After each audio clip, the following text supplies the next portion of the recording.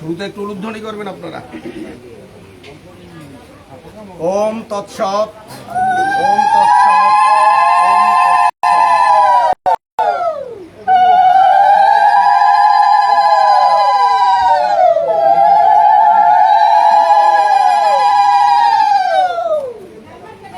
ওম বিষ্ণু, ওম বিষ্ণু, ওম বিষ্ণু, ওম তদ্বিষ্ণু পরমম পদম সদা পশ্যন্তি সূরায় দিবিব চক্ষুরাতমম। ওম বিষ্ণু, ওম বিষ্ণু, ওম বিষ্ণু, ওম তদ্বিষ্ণু পরমম পদম সদা পশ্যন্তি সূরায় দিবিব চক্ষুরাতমম। ওম বিষ্ণু, ওম বিষ্ণু, ওম বিষ্ণু, ওম তদ্বিষ্ণু পরমম পদম সদা পশ্যন্তি সূরায় দিবিব চক্ষুরাতমম।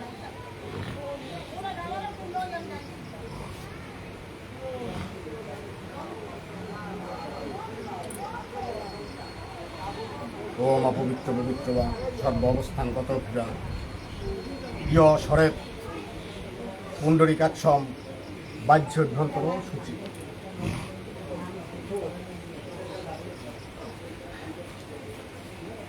ওম গঙ্গে চ যমুনা চৈবে গোদাবরী সরস্বতী সিন্ধু নর্মদা কাবেরী জলেস্মিন সন্নিধিং কুরু।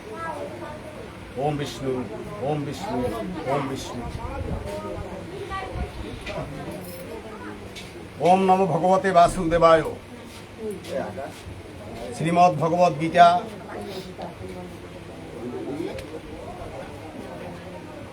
ভক্তিযোগ অথ দ্বাদশ অধ্যায়। এখানে অর্জুন এবং ভগবানের মধ্যে কথা হবে। অর্জুন প্রশ্ন করেছে, ভগবান উত্তর দিতে থাকবে। এর আগে হয়েছে আমাদের বিশ্বরূপ দর্শন যোগ। একটু শেষের দিকটা একটু কথা না বললে এই অধ্যায়ে ঢোকা একটু মুশকিল হয়ে যাচ্ছে। অর্জুন শেষের দিকে জানতে চেয়েছিল, মানে বিশ্বরূপ দেখে তো ভয় পেয়ে গেছে।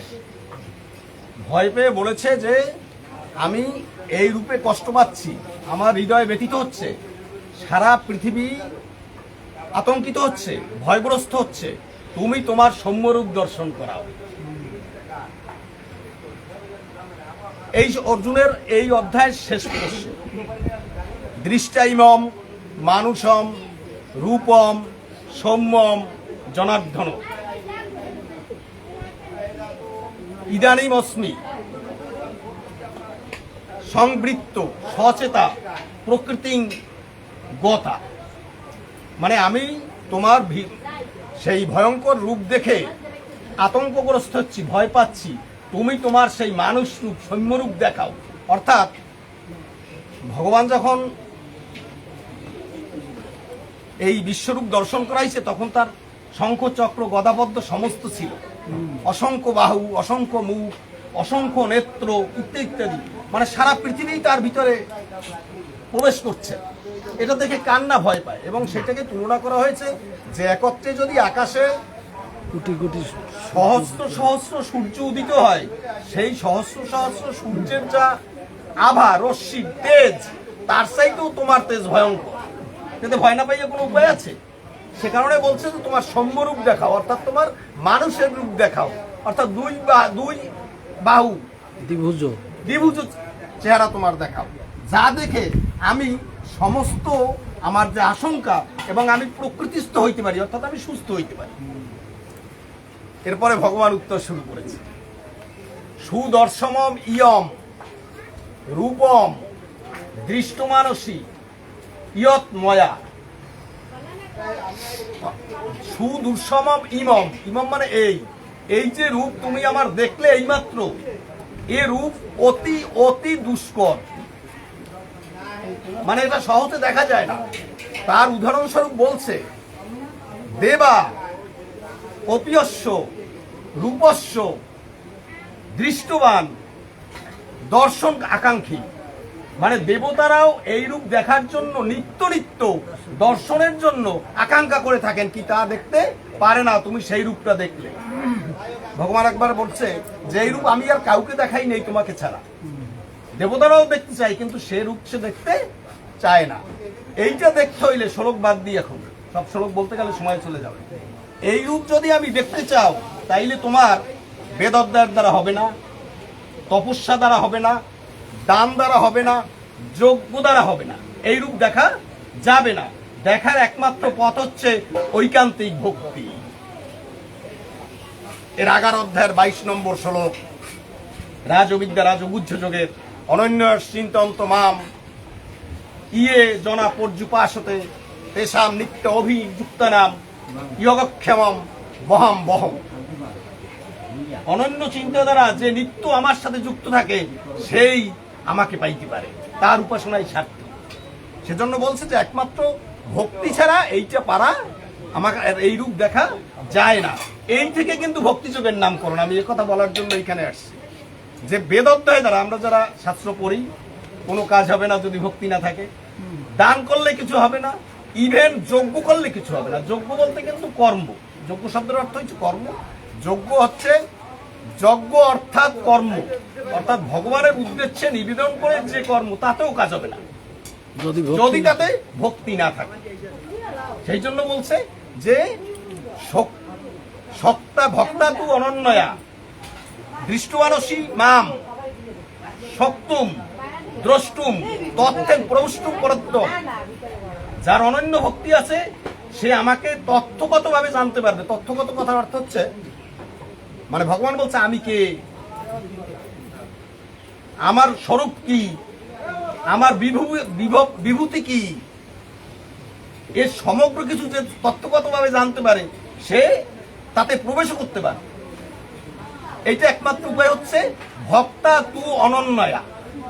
তু অনন্যয়া মানে ভক্তিযোগে, অনন্য ভক্তিযোগে যে আমাকে ভজনা করবে, সেই আমাকে জানতে পারবে, আমাকে চিনতে পারবে এবং আমাকে আমার মধ্যে প্রবেশ করতে পারবে। অর্থাৎ আমার সাথে তার লীন হয়ে যাবে, তার আর জরা মৃত্যুর দোষ এর কোনো আশঙ্কা থাকবে না, সে আমাকেই পাই, অর্থাৎ আমাকে লীন হয়ে যায়।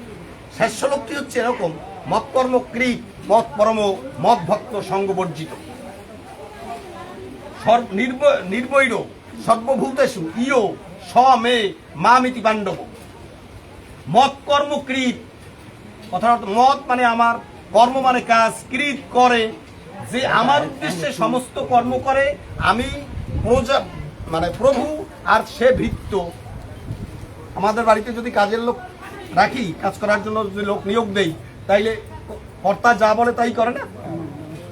তদ্রুপ বলছে মত কর্মকৃত মত পরম, অর্থাৎ আমার পরম হও, অর্থাৎ আমার মতো হও, আমার দিকে মন নিবদ্ধ করো, আমার দিকে মন নিবদ্ধ করো।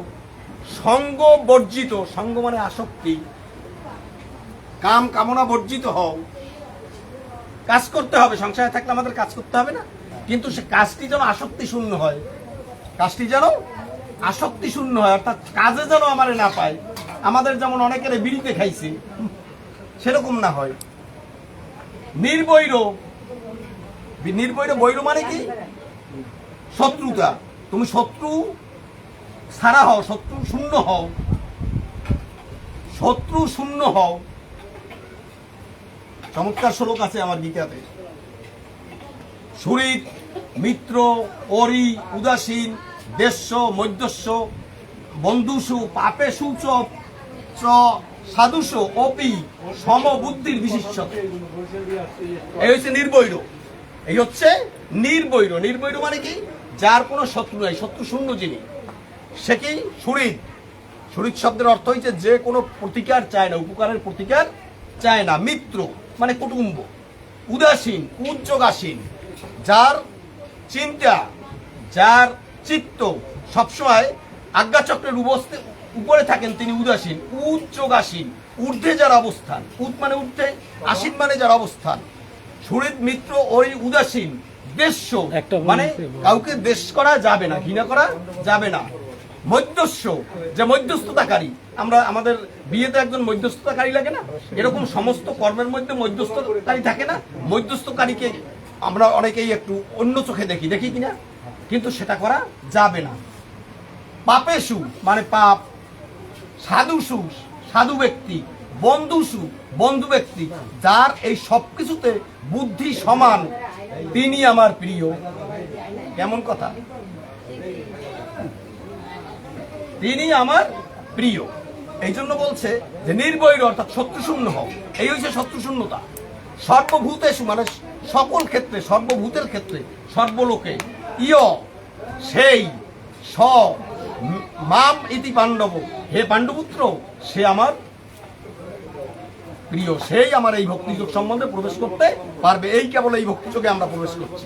মানে এত কিছু যদি আমার বিশ্বরূপ দর্শন যোগের শেষে ভগবানের কথা অনুযায়ী যদি আমি এই সমস্ত কথায় নিজেকে সম্পৃক্ত করতে পারি, তাইলেই আমার ভক্তিযোগ যথার্থ বোঝা সার্থক হবে। বোঝা গেল?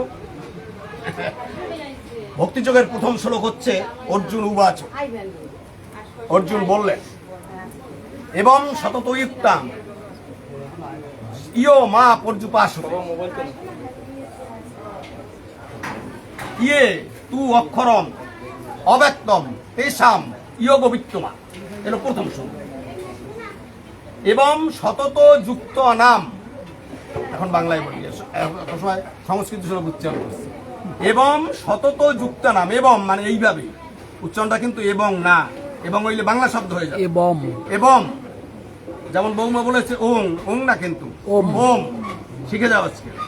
ওম মানে অ উম, অ উম, এই তিন শব্দের মিলন হচ্ছে ওম, যেটা আমাদের বৈদিক শাস্ত্রে বলা আছে।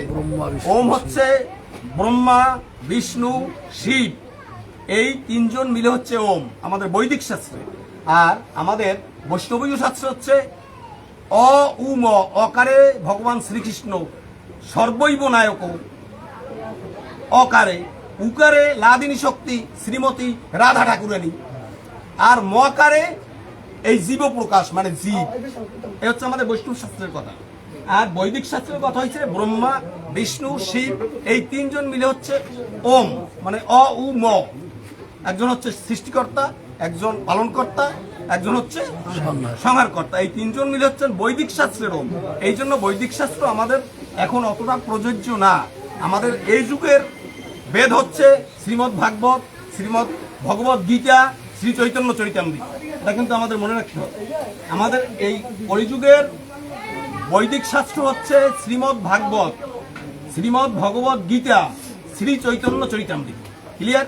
ওই বেদদের মধ্যে আমাদের যাওয়ার কোনো প্রয়োজন নাই। আপন আমি মানে মনীষীদের কথা বলছি, আমার কথা না কিন্তু। তো আর বৈষ্ণব শাস্ত্রে অম হচ্ছে অকারণে উচ্চতে শ্রীকৃষ্ণ সর্বপাপৈব নায়ক, সর্বৈব নায়ক। কি বোঝা গেল? যিনি সর্বপাপ থেকে মুক্ত করতে পারতেন। কৃষ্ণ শব্দের অর্থ হচ্ছে, কৃষ শব্দের অর্থ হচ্ছে কর্ষণ করা, কর্ষণ করা, কর্ষণ করা। আর ন শব্দের অর্থ হচ্ছে নিবৃত্তিমূলক। যার কোনো ন প্রবৃত্তি তা হচ্ছে নিবৃত্তি। যার কোনো কিছুতে প্রবৃত্তি নাই, অর্থাৎ কাম, রাগ, দেশ, ধন, মান, মদান্বিতা শূন্য, তিনি হচ্ছেন প্রবৃত্তি। নিঃপ্রবৃত্তি মানে যার এই জাতীয় কোনো প্রবৃত্তি নাই। এই জাতীয় প্রবৃত্তি সম্পন্ন ব্যক্তিকে ভগবান আকর্ষণ করছেন, কর্ষণ করছেন। তিনি ভগবান শ্রীকৃষ্ণ। শ্রী শব্দের অর্থ হচ্ছে, আপনারা কখনোই ভুলে শ্রী এবং কৃষ্ণ আলাদা করবেন না। সব জায়গায় কিন্তু এই একটা শব্দ দেখা যায়। শ্রীকৃষ্ণ কিন্তু এক শব্দ। আমরা প্রায় লিখি শ্রী শ্রী কৃষ্ণ, মানে শ্রী শ্রী একখানে আনি আর কৃষ্ণটাকে আলাদা লিখি না, কিন্তু শ্রী শ্রীকৃষ্ণ, শ্রীকৃষ্ণ এক শব্দ। শ্রী শব্দের অর্থ হয়েছে শ্বাস। শ্রী হয়েছে কি দিয়া? তালব্য স, র, দীর্ঘই নাকি? শ্রীর বানান কি? তালব্য স, র, দীর্ঘই, তাই তো?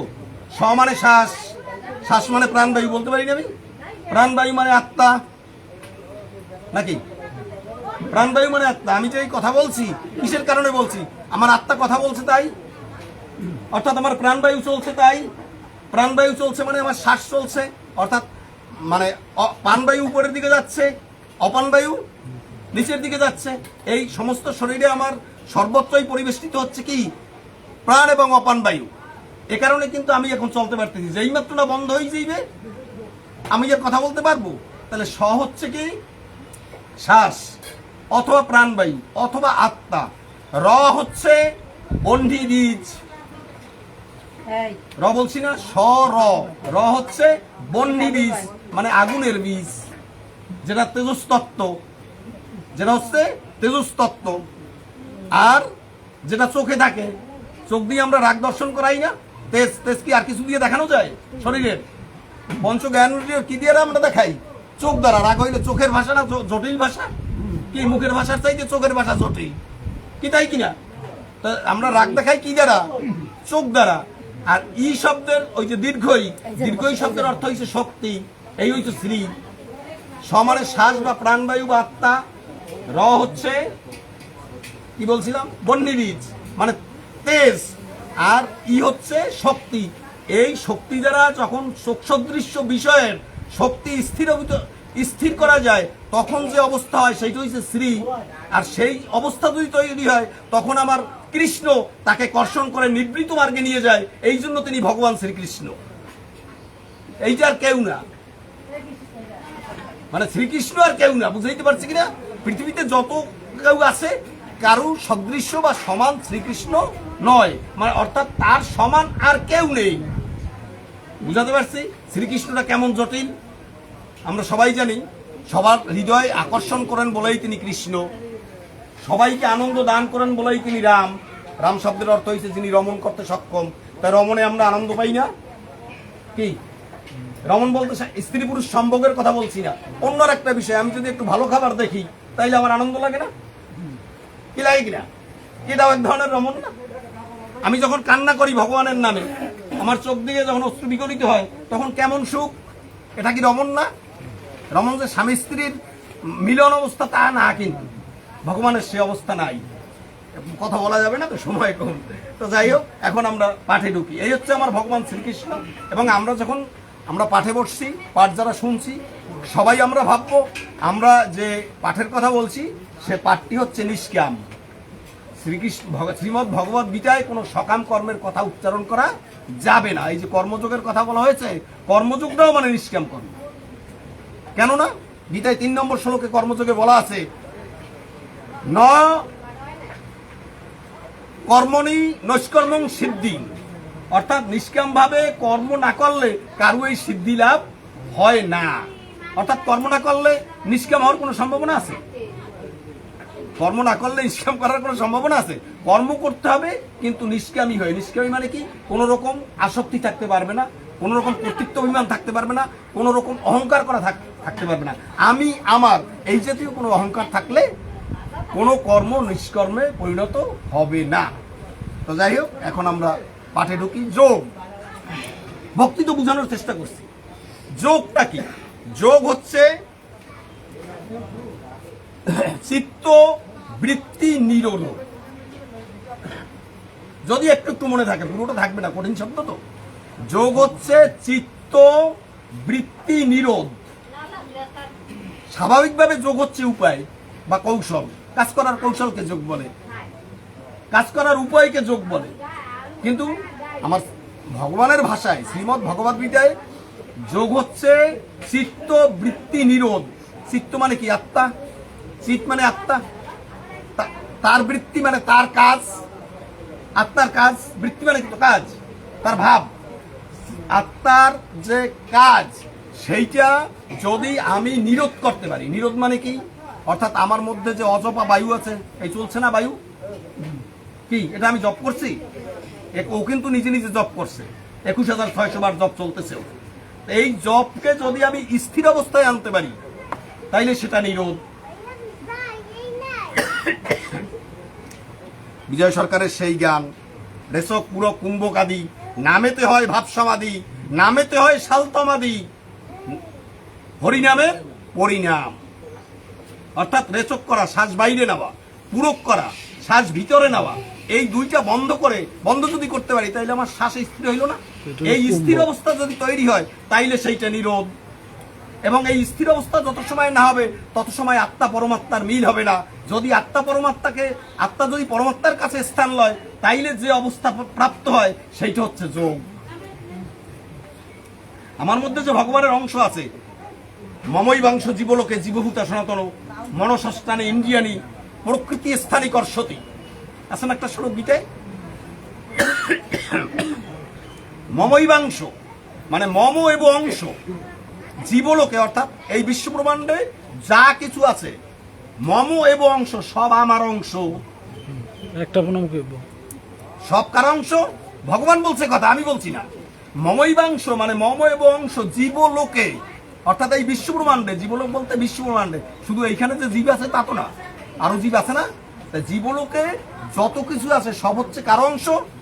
আমার অংশ।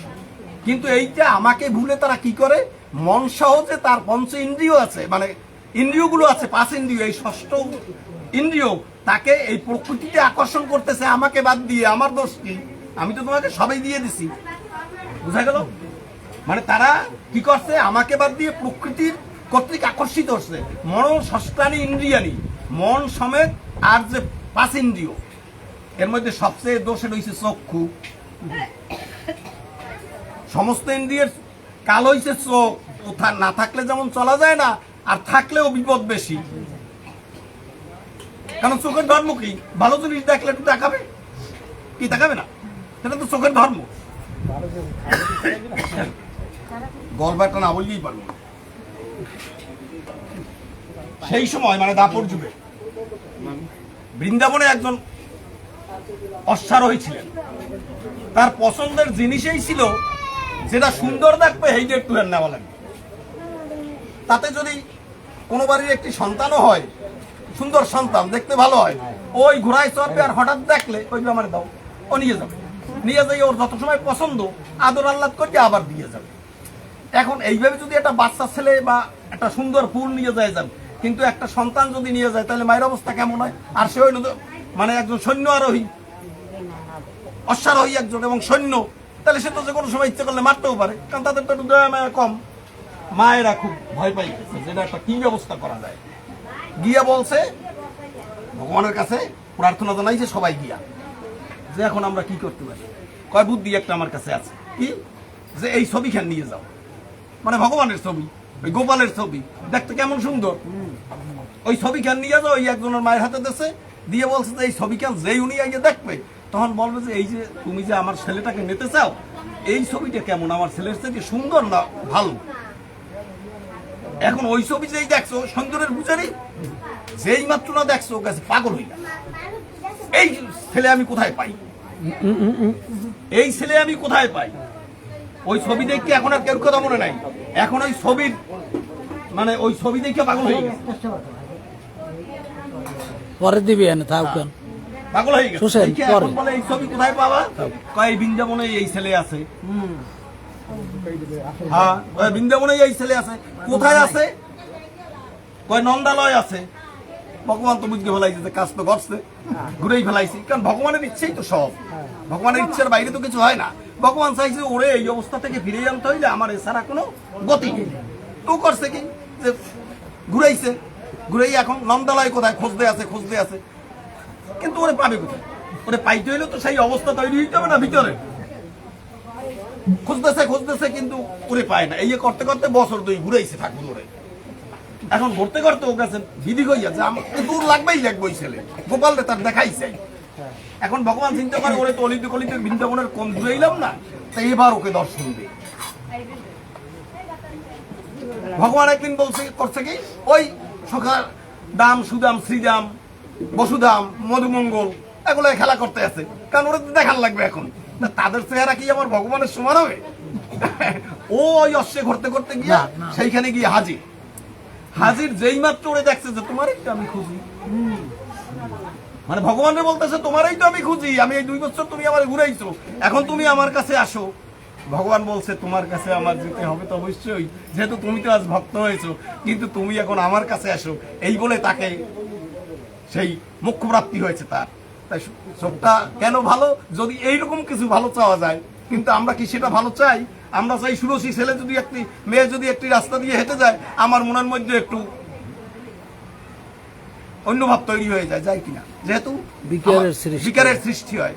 কেন হয়? যেহেতু আমরা তো এটা বর্জন করতে পারি না, প্র্যাকটিক্যালি পারছি, ব্যবহারিক ভাবে আমরা এটাকে বর্জন করতে পারি। বোঝা গেল? তো যাই হোক, যে কথায় আসছিলাম, এখন আমরা শ্লোকে ঢুকি।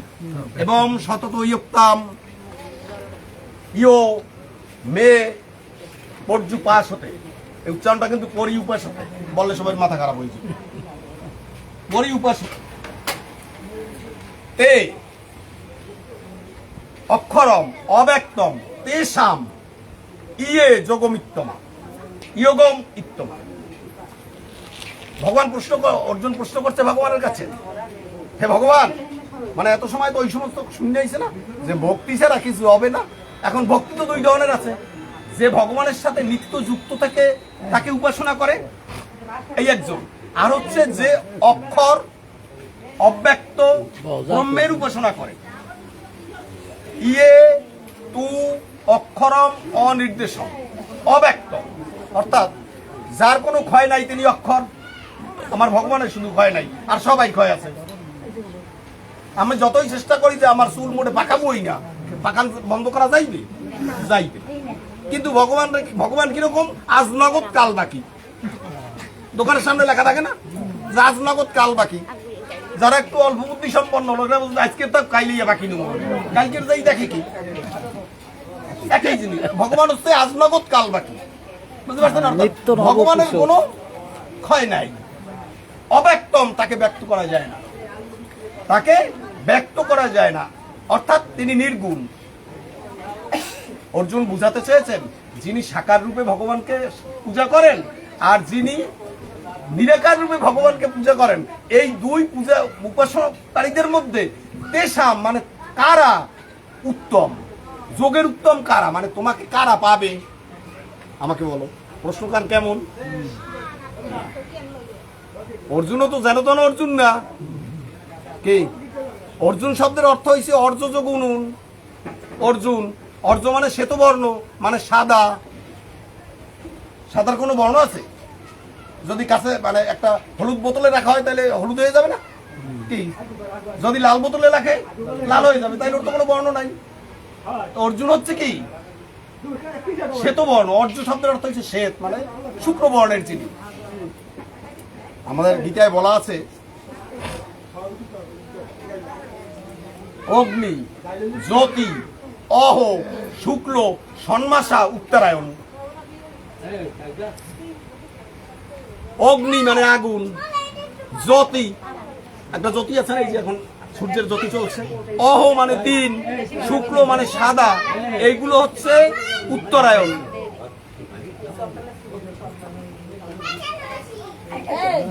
এগুলো হচ্ছে উত্তরায়ণ। ধূম রাত্রিস্তথা কৃষ্ণ ষণ্মাসা দক্ষিণায়ন। অর্থাৎ যারা ভালো ভগবানের সাথে যাদের সম্পর্ক যুক্ত আছে তারা দক্ষিণায়নে মরতে চায় না। যেমন ভীষ্ম মরতে চাইছে। এই যে অর্জুন বিধানবাবু একটা নাম বলে ভাবলো, কুরুক্ষেত্রের যুদ্ধের 10ম দিনে মহামতি ভীষ্ম মানে সরসজ্জায় গেছে। কবে? 10ম দিনে। 18 দিন যুদ্ধ হয়েছে, 10 দিনের দিন সে আঘাতপ্রাপ্ত হইয়া সরসজ্জায় গেছে। মারা গেছে কবে? মাঘের 1 তারিখ উত্তরায়ণে। উত্তরায়ণে মাঘ মাস থেকে পরবর্তী 6 মাস হচ্ছে উত্তরায়ণ। এইটা হচ্ছে দেবতাদের লোক, দেবতাদের লোক। আর একটু কথা বলি, এখন দেবতা কারা একটু বোঝা দরকার না? আমাদের মধ্যে 3 ধরনের গুণ আছে না? বৈকারিক,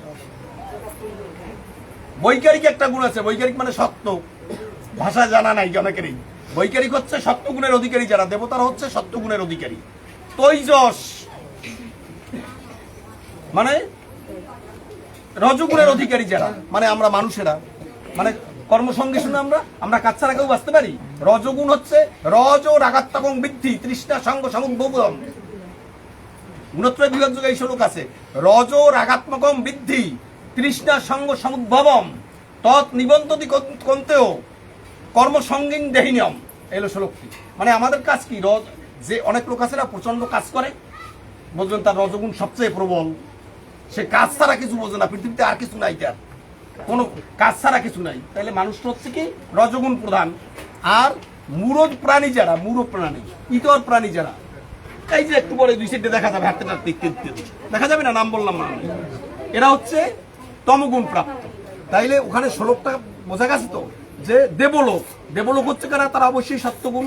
কিন্তু ভগবান বলছে তাতেও কাজ হবে না, আমাকে পাইতে হইলে ত্রিগুণের অতীত হইতে হবে, ত্রিগুণাত্মিক হইতে হবে। কি ত্রিগুণং বিষয়ং বেদা, মানে এই যে বেদসমূহ তাও ত্রিগুণাত্মিক। নিস্ত্রয়ী গুণ ভবার্জুন। নিস্ত্রয়ী গুণ ভবার্জুন, তুমি গুণ ছাড়া হও, অর্থাৎ ত্রিগুণের অতীত হও। কেমন? নির্দ্বন্দ্ব, তোমার কোনো দ্বন্দ্ব থাকতে পারবে না। নিত্য সত্যস্ত, অর্থাৎ তোমার ভিতরে যে আমি আছি সে যেন নিত্য আমার সাথে যুক্ত থাকে। নির্যোগক্ষেম, অর্থাৎ তোমার কিছু যা পাইছো সেটা রক্ষা করার যা দায়িত্ব আমার, যা পাওনি সেটা দেওয়ার দায়িত্ব আমার। এই নিয়ে তুমি কোনো আক্ষেপ করিও না। আত্মবান, অর্থাৎ নিজে নিজেকে জানো, অর্থাৎ আমাকে জানো আমি কে, একথাও বলছে ভগবান। অর্থাৎ ত্রিগুণের অতীত না হইলে তুমি আমাকে পাইবে না। তাইলে এই আমরা কামনা করি কি সত্যগুণ, তাই সত্যগুণও তো ভগবানের পাওয়া যাবে না, তারও অতীত হইতে হবে, কি হইতে হবে কিনা। তাইলে সেটা কি? তবু আমরা সন্মাসা মানে উত্তরায়ণে মরতে চাই। যেমন ভীষ্ম মরেছিল ৬৮ দিনের মাথায় মারা গেছে, সে ৬৮ দিনের মাথায় মারা গেছে, জানা আছে সবার। তা ৬৮ দিনের মাথায় মারা গেছে কবে? পহেলা মাঘ, তাই তো। তা পহেলা মাঘ মারা গেলে যুদ্ধ হয়েছে ১০ দিন, এরপর ৫৮ দিন থাকে না? কি হিসাব, অঙ্কের হিসাব তো। ৬৮ দিয়ে যদি ১০ দিন যায়, তারপর কয়দিন থাকে? ৫৮ দিন থাকে। ৫৮ হইলে আগের পৌষ মাস সম্ভবত কয়দিনে হয়? ৩০ দিনে হোক, কি ৩০ দিনে হয় না? তাই ৩০ দিন যদি হয় পৌষ মাস, তাহলে অগ্রহায়ণ মাস কয়দিনে? ২৯ দিনে হয় অগ্রহায়ণ মাস প্রায়, কি হয় কিনা? তাহলে এই হচ্ছে কয়দিন? ৩০ আর ২৯, ৫৯। ৬৮ হইতে আর পরে 9 দিন লাগে না? তাহলে এই 9 দিন ঢুকবো কোথায়? কার্তিক মাসে। কি ঢুকবি না? পৌষ গেল, অগ্রহায়ণ গেল, কার্তিকের 9 দিন গেলে কয় তারিখ থাকে? ২১ তারিখ। ওই মানে ভীষ্ম আহত হয়েছিল আশ্বিন কার্তিক মাসের ২১ তারিখ। অঙ্কের হিসাব চমৎকার না? সেই ভীষ্ম কিন্তু উত্তরায়ণ না হওয়া পর্যন্ত মরছিল। এবং জগতে যত মানুষ আসছে এখন পর্যন্ত, বিশ্বদেব তো সাধারণ মানুষ না, কিন্তু তিনি হচ্ছেন অষ্টবসুর ১৬ জন। ইচ্ছা মৃত্যু যুদ্ধ হয়েছে, আর যুদ্ধ শুরু হয়েছে তার ১০ দিন আগে, আরো 10 দিন। হ্যাঁ, তাইলে কয় তারিখ করে? যুদ্ধ শেষ হওয়ার পরে উনি জীবিত ছিলেন। হ্যাঁ, ৬৮ দিনে উনি যুদ্ধ শেষ হয়েছে। সসজ্জায় ছিল সাহিত্য। উনি যেদিন মানে আহত হয়েছে ১০ দিনের দিন, তারপরে আর ৮ দিন যুদ্ধ হয়েছে, এরপরে উনি আরো ৬০ দিন বেঁচে ছিল। ওই যে ইচ্ছা মৃত্যু, ইচ্ছা মৃত্যু, উত্তরায়ণে মারা যায়। না হইলে উনি মরবে না। কি বোঝা গেল কিন্তু বিষয়টা? এখন যা বলতে চাইছিলাম আমি ভুলে গেছি। যাই হোক, এখন আবার দেখি মনে আসি সুভাষ কথাটা বলে জিনিসটা করে পাচ্ছি। না, এগুলো জানার বিষয়। যুদ্ধ হেরে গেল, তারপর যাই হোক, আর অল্প সময়, বেশি সময় দিতে পারবো না। আমি তো ছাত্রে ঢুকতেই পারলাম না। তুমি কি ঢোকা লাগবে না তো, হ্যাঁ ছাড়া চিডু হয়েছে, এইটু মনটা একটা লেগতে যায় কত ইয়া। এটা জানতাম আগে তো যে ভক্তি যোগ কার্তিক মারা গেছে। অর্জুন উবাচ, অর্জুন বললেন, এই সেই অর্জুন। অর্জুন নাভিমূলে থাকে, তাও শুনে যান আপনারা। যেখানে মণিচক্র গুজ্জদেশ থেকে শুরু হচ্ছে, তো গুজ্জদেশ থেকে শুরু হচ্ছে, স্বাধিষ্ঠান, মূলাধার, মূলাধার, স্বাধিষ্ঠান, স্বাধিষ্ঠান, মণিচক্র, অনাহত, অনাহুত, বিশুদ্ধ আজ্ঞাচক্র, সহস্রা। তো অর্জুন মূলাধারে থাকে, এই জন্য জঠরগ্নি। আমরা যা কিছু খাই হজম করে কে? অগ্নি, অগ্নি, বৈশ্যাগ্নি। বৈশ্যাণু। অর্থাৎ আমাদের শরীরের মধ্যে HCl আছে, অ্যাসিড আছে, সেইটা না হইলে তার অ্যাসিডের পরিমাণ বাড়িয়ে যায়, তখন এই গ্যাসের ঔষধ খাওয়া লাগে, গ্যাস হইছে। বুঝাইতে পারছি? অহম বৈশ্যাণর সর্বে ভূতা প্রাণিনাম দেওয়াস্তিতা প্রাণ অপান সমাযুক্তা অন্নাদি চতুর্ভুজম। আমরা ৪ ধরনের খাবার খাই, তাই না? সর্ব, শস্য, পেয়, লেজ্জ। এই সমস্ত ৪ ধরনের খাদ্যকে কে হজম করে? এই জঠর অগ্নি, যেখানে আমার অর্জুন থাকে। অর্থাৎ এইখানে যদি খাবার যদি না দেয়, তাহলে তার কোনো বল থাকতে বলেন? ৩ দিন না খাই থাকলে দিয়ে একটা মাটির চাকা উঠানো সম্ভব হবে? তাহলে অর্জুন তেজ, তেজ মানে কি? যার তেজে আমি চলছি তিনি হচ্ছেন অর্জুন। সেই অর্জুন জিজ্ঞেস করেছে, এবং শতযুক্তা, আপনারা অনুস্বার কোনো সময় অনুস্বার পড়বেন না, খবরদার, তাইলে কিন্তু বাংলা হয়ে যাবে। ময় হস পড়তে হবে, ময়। এটাই যদি আমি এবং পড়ি, তাহলে এবং মানে ও না হবে না কেউ। এবং দেখেন অর্থটা লা হয়েছে এই রূপে, অর্থটা এই রূপে, এবং অর্থটা এই রূপে না, বাংলা এবং এবং মানে আরো আছে, আমি এবং বিমল, এরকম বলি না। তো আমার সাথে আরো একজন আছে অতিরিক্ত, তখন এবং এবং শততয়োক্তা ইয়ে ভক্তস্তাম পরিউপাসতে ইয়ে সপি অক্ষরম অব্যক্তম তেসাম কে ইয়োগবিত্তমা। বলছিলাম যিনি সবসময় আমার সাথে যুক্ত থেকে আমার উপাসনা করেন অথবা যে অক্ষর অব্যক্ত উপাসনা করে, এই দুইজনের মধ্যে কে শ্রেয় শ্রেয় উত্তম কে? ভগবানের কাছে জিজ্ঞেস করছে। একটা শ্লোক অন্তত বলি, নইলে হ্যাঁ। কেমন হয়? হ্যাঁ শ্রী ভগবান উবাচ, শ্রী ভগবান বললেন, ভগবান একমাত্র শ্রীকৃষ্ণ। আমরা কিন্তু ভগবানে বানাই, ভগবানে এখন এত ঠেলাঠেলি যে ভগবান শ্রীকৃষ্ণই ভুলে যাচ্ছি। ভগ শব্দের অর্থ কি সেটা জানতে হবে। আমার বৈদিক শাস্ত্রে বলা আছে, ঐশ্বর্যম বীর্যম যশ হ রাগ শ্রী বৈরাগ্যম ইতি স্বরনামনম শ্রীত ভগ। এইটা আমার ভগবান ছাড়ার কারণ নেই, চিহ্ন ভগবানের চিহ্ন। এই ছয়টা কি? ঐশ্বর্য, বীর্য, যশ, শ্রী, জ্ঞান, বৈরাগ্য। এই সব কয়টা একমাত্র আমার ভগবানের নিহত, আর কোনো মানুষের মধ্যে নাই। এই জন্য তিনি ভগবান। বাংলা কথায় বলে লগিমা, অনিমা, ব্যাপ্তি, প্রাকাম্য, ঈশিতা, বসিতা ইত্যাদি। মানে ভগবান ইচ্ছে করলে ছোট হয়ে যেতে পারে। এই জন্য অনেকের মনে ধারণা ভগবান এতবারে একটা ছোট্ট হইয়া এটার সচিবের গর্বে চলে গিয়ে উনি পারে দেখেই তো আইছে, আমি তো পারি না। না না, এ ভগবান পর্যন্ত যাওয়ায় না। যারা এই আমরাও পারি যোগ সাধনা করে না, এই যে অষ্টসিদ্ধি, আরেকটা পাঠ আছে, এই অষ্টসিদ্ধি যারা সাধনা করে এরাই এসব হইতে আমাদের পারে। এইখানে আমরা যারা বসা আছি, আমাদের শরীরটি কেমন বলেন তো আপনারা? লিঙ্গ শরীর বলে এটি কি? আমাদের সবার আছে না উপস্থ? মহিলা পুরুষ সবার আছে না? আছে কিনা? যে পর্যন্ত না লিঙ্গ শরীরের অবস্থা শেষ না হবে সে পর্যন্ত ভগবানকে পাওয়ার কোনো সম্ভাবনা নাই। ভাগবতে স্পষ্ট বলা আছে, লিঙ্গ শরীর যত সময় কার্যকর আছে তত সময় ভগবানকে পাওয়ার কোনো সম্ভাবনা নাই। এটা কিসে যায়? গীতায় শ্লোকে বলা আছে, ভূমি আপি অনল বায়ু খেম বুদ্ধির এবচ অহংকার ইতিয়ম মে ভিন্ন প্রকৃতির অষ্টধা। আমরা মনে করি কি, সাধারণ যারা আছি আমরা মনে করি যে মরছে, মানে 5 মহাভূতে মিলেই দিলেই শেষ হয়ে গেল, একার বাঁচতে গেছে না। কিন্তু ক্ষিতি, অপ, তেজ, মরুদ, বোম, এই পঞ্চমহাভূত, এর সাথে অহংকার আছে, মন বুদ্ধি মন আছে, বুদ্ধি আছে। এই তিনজন কিন্তু যায় না, এই তিনজন যায় না। একটি ছেলে জন্মিয়ার পরেই যে চঞ্চল হয়, এর কারণ কিন্তু এইগুলো পূর্বজন্মের পাওয়া। অহংকার স্থূল শরীরটা চলে গেছে, লিঙ্গ শরীরটা, কিন্তু সূক্ষ্ম দেহটা রয়ে গেছে। সেই সূক্ষ্ম দেহের মধ্যে কি আছে? অহংকার আছে, মন আছে, বুদ্ধি আছে। সেই নিয়ে সে আবার জন্মায়। জন্মানোর পরে যে অবস্থা প্রাপ্ত হয় তাই তার হবে। ঠিক আছে? তো ভগবান বলছে শ্রী ভগবান উবাচ, এই ভগবান বললাম। মই আবেশ্য, এখানে লেখা আছে মজ্জাবেশ্য, বললে আপনারা কিছুই বুঝতে পারবেন না। মই আবেশ্য মনো ইয়ে মাম নিত্যযুক্ত উপাসতে শ্রদ্ধায় পরে উপদাস্তে মে ইউক্ত তমা মতা।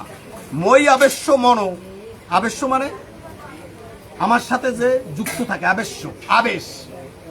এই যে আমরা এখন ভগবানের কথা বলছি না, এখন আমাদের মধ্যে একটু সত্যগুণের প্রভাব হয়েছে কি, তাই কিনা? আবার যেই মাত্র এইখান থেকে বেরিয়ে যাব, এই রজগুণ অথবা তমগুণে ধরবে কায়দা মতো। এই যে হচ্ছে মই অবশ্য মন ইয়ে মাম নিত্যযুক্ত উপাসতে, যে আমার সাথে এইভাবে মন নিবিষ্ট করে নিত্যযুক্ত হয়ে আমার সাথে যুক্ত থাকে। শ্রদ্ধায় পরে উপদাস্তে, শ্রদ্ধা সহকারে, পরে উপস্থাতে পরম শ্রদ্ধা সহকারে। খালি শ্রদ্ধা হইলে হবে না, একনিষ্ঠ শ্রদ্ধা সহকারে যে ভগবানের সাথে যুক্ত থাকে, আমার মতে সেই শ্রেষ্ঠ সাধক। তাহলে কোনটা? আগের প্রশ্নটা ছিল কি, যে নিত্য আমার সাথে যুক্ত থাকে সে শ্রেষ্ঠ, না যে অব্যক্ত ব্রহ্মের উপাসনা করে সে শ্রেষ্ঠ? ভগবান কোনটার কথা বলছে? যে আমার সাথে নিত্য যুক্ত থেকে আমার উপাসনা করে পরম শ্রদ্ধা সহকারে, সে আমার শ্রেষ্ঠ। অর্থাৎ আমরা যারা এই যে সাকার উপাসনা করি, আমরাই শ্রেষ্ঠ। শেষ করব তাহলে? শেষ করি নাকি? তাহলে আমরা শেষ করি। যাই হোক, একটু আমরা তাহলে করতে হয় না, গীতা মাহাত্ম্য একটু উলুধ্বনি করি আমরা।